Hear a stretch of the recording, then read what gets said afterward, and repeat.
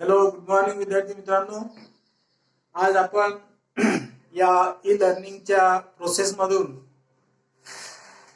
आपल्या या सेकंड इयरच्या किंवा आपल्या सेकंड सेमिस्टरच्या किंवा आपल्या या वेल्डिंगचा जो ट्रेड आहे याच्या त्या एंड सेशनच्या एंड मधला जो टॉपिक आहे शेवटचा लास्ट बट वन एक टॉपिक आहे त्याच्यावरती आपण पाहून राहिलेलो आहोत.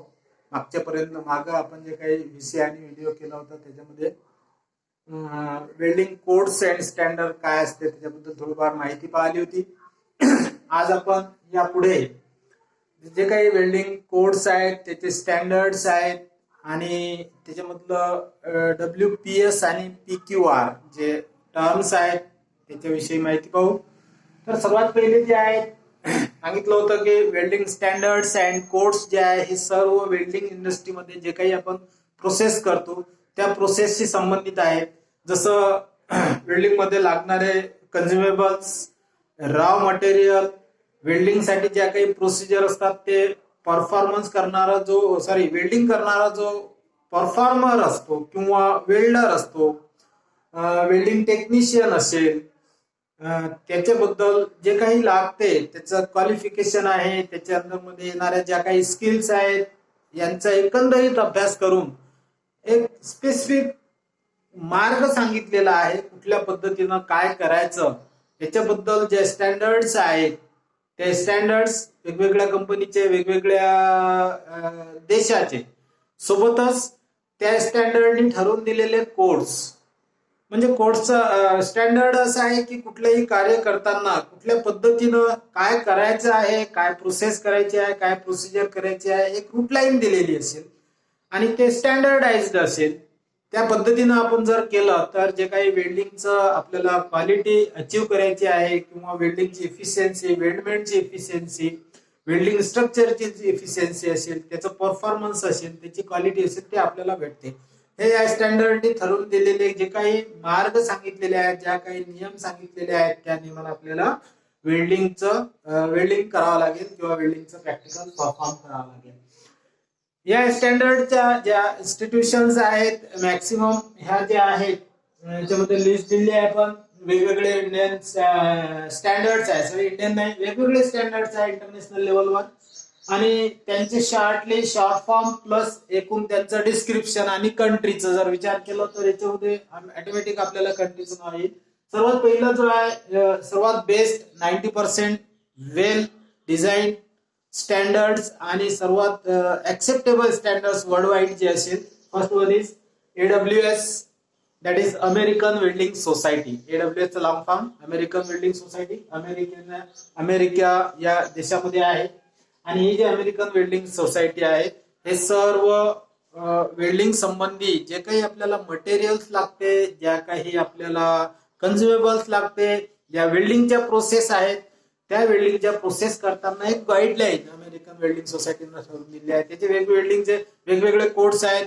मी मागच्या वेळेस सांगितलं होतं AWS चा B2.1 एक कोड असा आहे की जो वेल्डिंग प्रोसिजर आणि वेल्डरचा परफॉर्मन्स कसा असायला पाहिजे, वेल्डरचं आपल्याला जर सर्टिफिकेशन करायचं आहे तर त्या संबंधी गाईडलाईन दिली आहे की त्याला जो काही जॉब दिला असेल तो जॉब त्यानं जर कम्प्लीट केला असेल त्या जॉबची टेस्टिंग करायची, त्या टेस्टिंग मध्ये तो जर सक्सेस झाला असेल आणि डिफेक्ट फ्री वेल्डिंग असेल, ऍक्सेप्टेबल असेल वेल्डिंग, तर त्याला एक क्वालिफिकेशनचं एक सर्टिफिकेट दिल्या जाते. That is welder performance qualification. PQR आहे, परफॉर्मन्स क्वालिफिकेशन रेकॉर्ड आहे, या सर्व गोष्टी त्याच्यामध्ये येतात.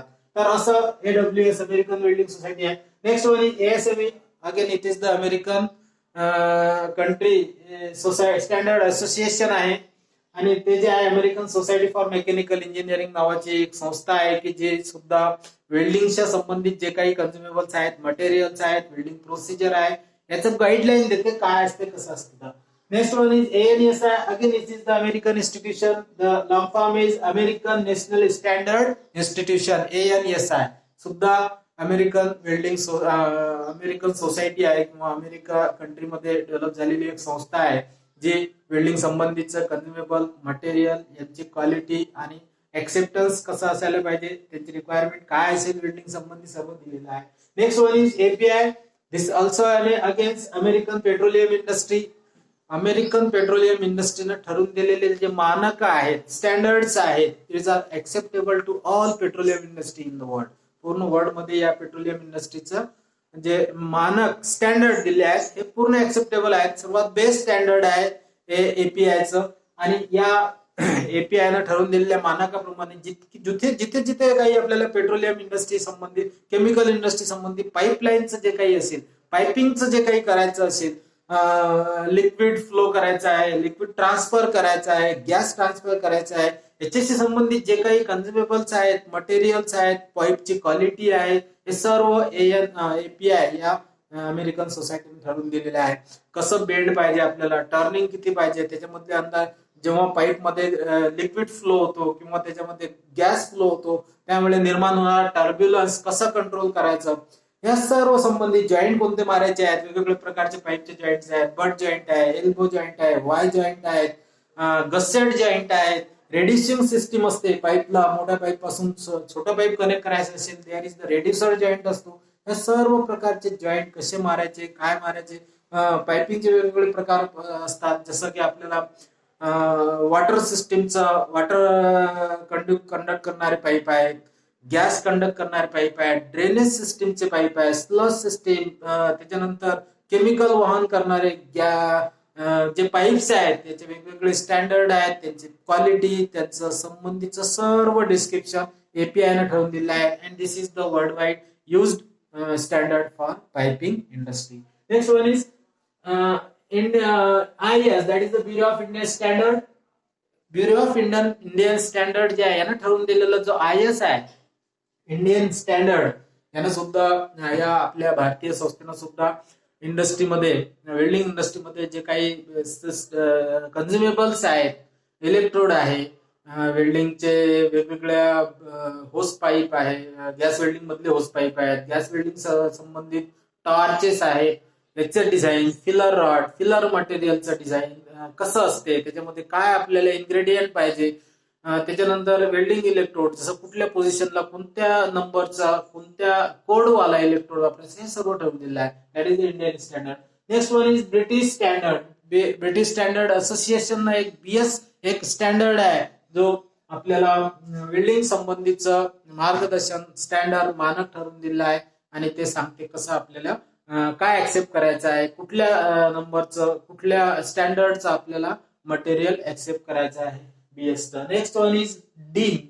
Dean is the German standard, किंवा जर्मनची ही कंपनी आहे डीन, जर्मनचं स्टँडर्ड आहे DIN. That is DSTES, institute for Normung, हे त्याचं लॉंग फॉर्म आहे डीनचं. आणि डीनचा जर विचार केला आपण तर सर्वात पहिले जो नंबर येतो आपल्याला डीन मध्ये, डीन नंबर जो आहे तो आहे आपल्या फिल्टर ग्लास जे आहेत वेल्डिंग मध्ये, फिल्टर ग्लास, जसं आपलं हँड स्क्रीन आहे, हेल्मेट आहे, वेल्डिंगचे गॉगल आहेत, जे काही वेल्डिंग संबंधी असे आपल्याला सेफ्टीमध्ये, आपल्या डोळ्यांना सेफ्टी करण्याकरिता, अल्ट्राव्हायोलेट, इन्फ्रारेड रेज यांच्यापासून आपल्याला संरक्षण करण्याकरिता जे फिल्टर ग्लासेस असतात वेल्डिंगचे, सर्वचे सर्व डीन नंबरनं डिझाईन केलेले असतात. म्हणजे dean standard for filter glass is best in all the world.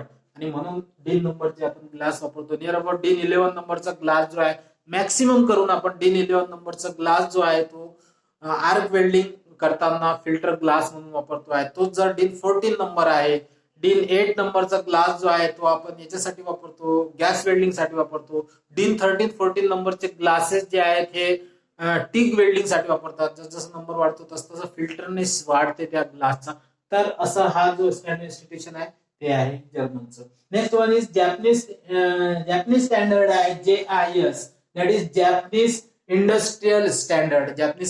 जपाननं सुद्धा एक वेल्डिंग संबंधी जे काही स्टँडर्ड्स आणि कोड डिझाईन केले आहेत त्याच्यामध्ये JIS चे काही कोड्स आहेत, परंतु याच्यामधले सर्वात जास्त वापरण्यात येणारे, ऐकलेले आहेत, पॉप्युलर आहेत. Next best one is AWS coding. सर्वात जास्त बेस्ट एक्सेप्टेबल सुटसुटी जो स्टँडर्ड आहे त्यानं डिझाईन केलेला आहे AWS कोडिंग आहे. नेक्स्ट वन इज डीन जो आहे तो सुद्धा वापरला जातो. ब्रिटिश स्टँडर्ड, इंडियन स्टँडर्ड सुद्धा वापरला जातो, परंतु एक्सेप्टेबल ओव्हरऑल वर्ल्ड मध्ये AWS डीन सर्वात जास्त एक्सेप्टेबल आहे. तर असं हा स्टँडर्डचं आपलं हे असते.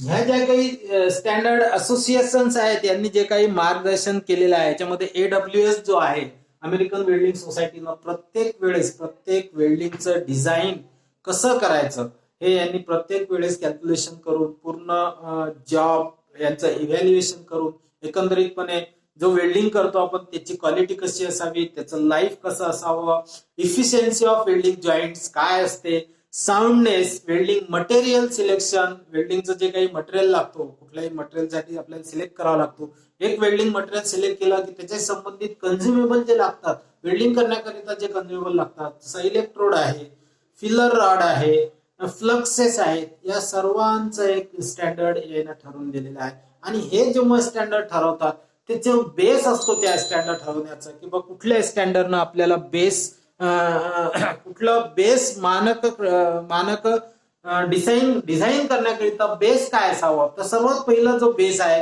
तो आहे हे मिटून टाकतो मित्रांनो आहे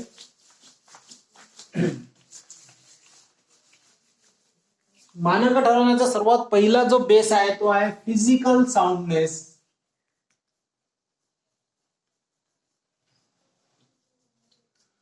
फिजिकल साऊंडनेस म्हणजे कुठलाही मेटल किंवा स्ट्रक्चर जो बनवायचा आहे तो फिजिकली किती साऊंड असावा म्हणजे किती मजबूत असावा, किती स्ट्रॉंग असावं याच्याशी संबंधित त्यांना सर्व ठरवून दिलेलं आहे याच्यामध्ये. त्याच्यानंतर दुसरं जे आहे रिलेटेड थिअरी.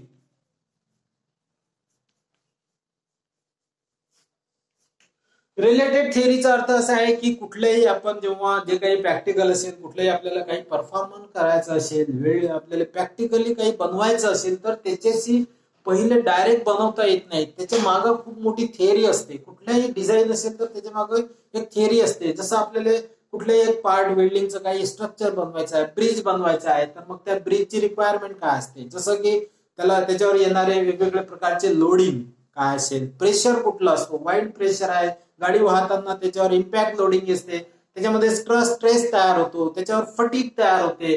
त्याच्यानंतर ड्युरेबिलिटी ऑफ दॅट डिझाईन, जसं किती ड्युरेबल पाहिजे. एक ब्रिज बनवताना जर आपल्याला 10 लाख, 15 लाख, 20 लाख, 50 लाख कोटीचा खर्च येत असेल तर मग ते जो काही आहे त्याची लाईफ स्पॅन काय ठरवायला पाहिजे, या सर्व गोष्टी या रिलेटेड थिअरी मध्ये येतात. आणि तो स्टँडर्ड जो आहे, जो काही स्टँडर्ड ठरवून दिला आहे तो स्टँडर्ड ठरवतो की आपल्याला कुठल्या प्रकारच्या थिअरीज याच्यामध्ये लागतात. जसं मटेरियल सिलेक्शन आहे या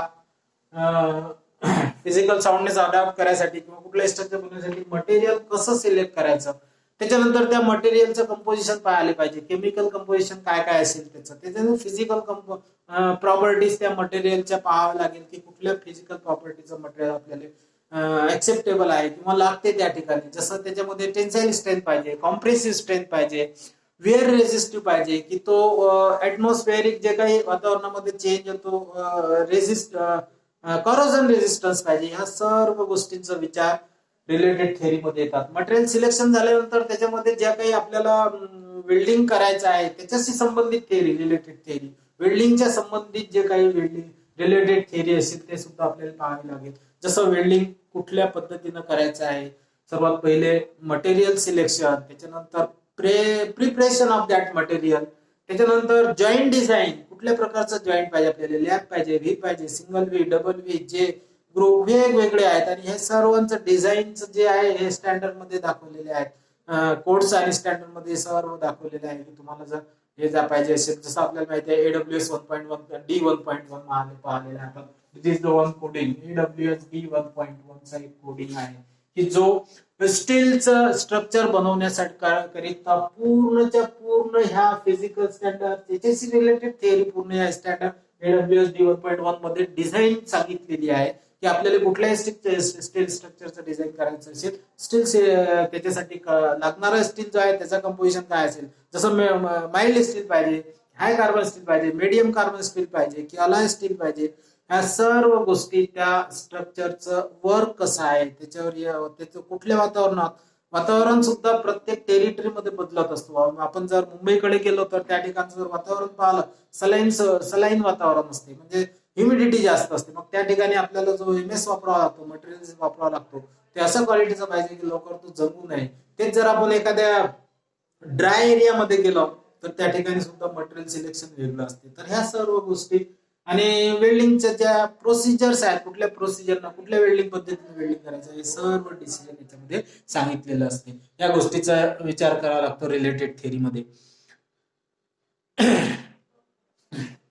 त्याच्यानंतर आहेत मेटल्स अँड वेल्डमेंटचं.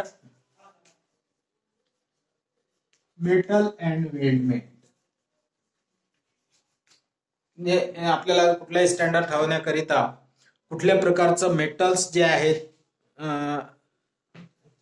मेकॅनिकल प्रॉपर्टी पाहावं लागेल.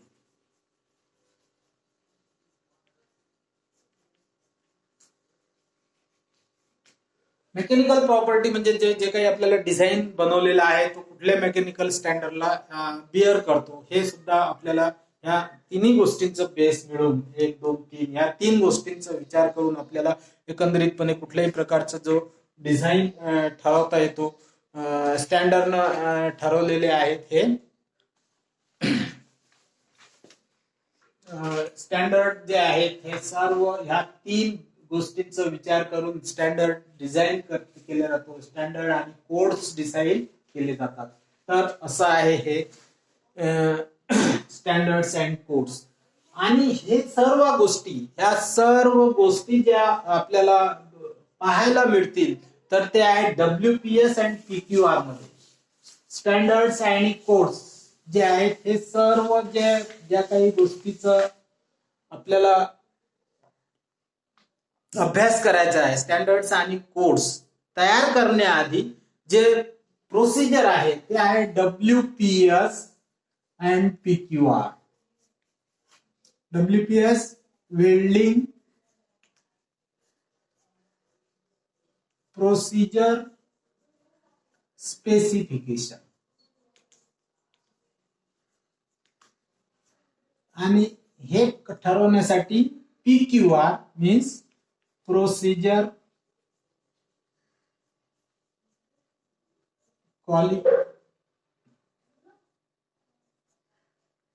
क्वालिफिकेशन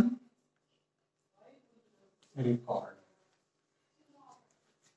दोन्ही गोष्टी welding procedure specification and welding procedure qualification record inter related आहे. ह्या 2 गोष्टी मिळून वेल्डिंग कोड्स अँड स्टँडर्ड तयार होतात. आता वेल्डिंग प्रोसिजर स्पेसिफिकेशन काय आहे? जेव्हा जेव्हा आपल्याला वेल्डिंग करायचं असतो, वेल्डिंग जेव्हा करतो आपण त्यावेळेस प्रत्येक वेल्डिंग कुठल्या तरी स्पेसिफिकेशन न कुठल्या तरी मार्गाने एक फिक्स रूटनं करावा लागतो. त्याच्यामध्ये जे काही वेल्डिंग करायचं आहे त्याची पूर्ण थेअरीचं डिटेल अभ्यास या वेल्डिंग प्रोसिजर स्पेसिफिकेशन मध्ये दिलेले असते. आणि सोबत हे जे वेल्डिंग प्रोसिजर स्पेसिफिकेशन आहे हे वेल्डिंग क्वालिफिकेशन रेकॉर्ड नुसार तयार करतात. तर सर्वात पहिला बेस जो आहे तो वेल्डिंग क्वालिफिकेशन रेकॉर्ड आहे. तर काय असते प्रोसिजर क्वालिफिकेशन रेकॉर्ड? सर्वात पहिले वेल्डिंग प्रोसिजर आपल्याला पाहावे लागेल काय असते.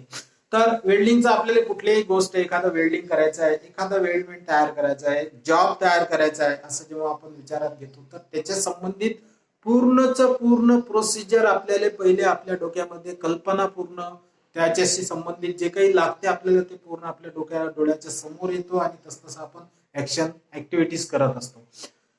या ऍक्टिव्हिटीज करताना जे काही प्रोसिजर आपण फॉलो केलेली आहे त्या प्रोसिजरचा एक स्पेसिफिक डॉक्युमेंट आहे, स्टेटमेंट त्याचं किंवा त्याचं रेकॉर्डिंग एक विशिष्ट प्रकारच्या फॉर्मॅटमध्ये केला जातो. That is called procedure qualification record. म्हणजे वेल्डिंगचं जे काही प्रोसिजर आहे त्याचा रेकॉर्ड एका डॉक्युमेंट मध्ये लिहिला जातो आणि तो विशिष्ट प्रकारचा फॉर्मॅट असतो.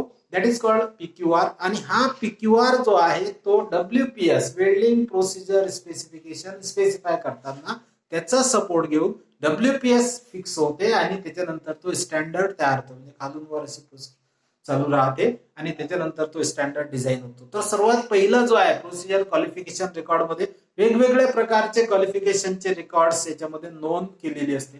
सर्वात पहिला जो आहे आपल्याला जो वेल्डिंग डिझाईन जे आहे किंवा जे काही वेल्डमेंट आहे त्याच्याबद्दलचे प्रोसिजरचा एक रेकॉर्ड केला जातो तयार. त्याच्यामध्ये लागणारा मटेरियल, त्या मटेरियलचे पूर्ण गुणधर्म, भौतिक गुणधर्म, रासायनिक गुणधर्म, त्याच्यानंतर मेकॅनिकल गुणधर्म, physical property, chemical property and mechanical property यांचा बेस धरून एक मटेरियलचा विचार केला जातो. ह्या सर्व गोष्टींचा जेव्हा विचार केला जातो त्यावेळेस त्याच्यामध्ये सर्वात पहिले जो आहे आपण पाहिलेला आहे साऊंडनेस ऑफ वेल्ड, वेल्डिंग साऊंडनेस, फिजिकल साऊंडनेस, म्हणजे तो जो मेटल आहे हा स्टँडर्ड मध्ये जर आपल्याला वेल्डिंग स्टँडर्ड मध्ये किंवा वेल्डिंगच्या संबंधी इंडस्ट्रीमध्ये जर तो वापरायचा असेल तर तो physical soundness, that is it acceptable for welding or not, म्हणजे काही मेटल जे आहेत हे वेल्डिंगला ऍक्सेप्टेबल असतात, काही मेटलवर आपण वेल्डिंग करू शकत नाही. मग हे पाहण्याकरिता त्या PQR मध्ये प्रोसिजर क्वालिफिकेशन रेकॉर्ड मध्ये मटेरियलची प्रॉपर्टी पहिले पाहतात, त्याच्यावर वेल्डिंग होते किंवा नाही, केलेलं वेल्डिंग जे आहे तो कुठल्या प्रकारचं वेल्डिंग तो ऍक्सेप्ट करतो तो मेटल ते सुद्धा त्याच्यावर लिहिलेलं असेल. त्याच्यानंतर केलेल्या वेल्डिंग मध्ये त्याचं जे काही वेल्डमेंट तयार झालेलं आहे, वेल्डिंग केल्यानंतर जे काही जॉईंट तयार केलेलं आहे त्याची प्रॉपर्टी, त्याचा गुणधर्म, त्याची इफिशियन्सी सुद्धा डिझाईन केली जाते आणि पाहिली जाते. हे वेल्डिंग प्रोसिजर क्वालिफिकेशन मध्ये रेकॉर्ड मध्ये नमूद केलेले असते. नेक्स्ट वन, तेच नंतर पुढे गेला आपण तर जो काही वेल्डर आहे, वेल्डिंग करणारा जो एक्सपर्ट्स आहेत त्याच्या संबंधीचा एक रेकॉर्ड तयार करतात आणि वेल्डिंग प्रोसिजर स्पेसिफिकेशन मध्ये सर्वात पहिले त्याला WPS नुसार, WPS जे सांगते आहेत, जे मानकात सांगितलेलं आहे त्याच्यानुसार जो वेल्डरला आपल्याला क्वालिफाय करायचा आहे त्याला एक स्पेसिमेन म्हणजे एक जॉब देतात, त्याच्यानंतर त्याचं डिझाईन त्याला सांगतात असं असं करायचं आहे, वेल्डिंग करेल तो, जे काही स्टँडर्डनं ठरवून दिलेले जे काही आयटम्स आहेत, लागणारे जे कन्झ्युमेबल्स आहेत तो सर्व वापरील आणि नंतर वापरलेल्या कन्झ्युमेबल नुसार सांगितलेल्या प्रोसिजर नुसार वेल्डिंग करेल. केलेला जो वेल्डिंगचा जॉब आहे आणि त्या वेल्डिंगच्या जॉबची नंतर टेस्ट होते. टेस्ट कुठली होते तर आपल्याला माहिती आहे टेस्टिंगचे 2-3 प्रकार आहेत, destructive, non destructive, main 2 types of testing, destructive testing, non destructive testing. तर आपल्याला जर PQR मध्ये जर एखादा वेल्डरला क्वालिफाय करायचं असेल, American welding society level 1, level 2, level 3चं इन्स्पेक्टरचं, वेल्डिंग इन्स्पेक्टरचं क्वालिफिकेशनचं सर्टिफिकेट इश्यू करते.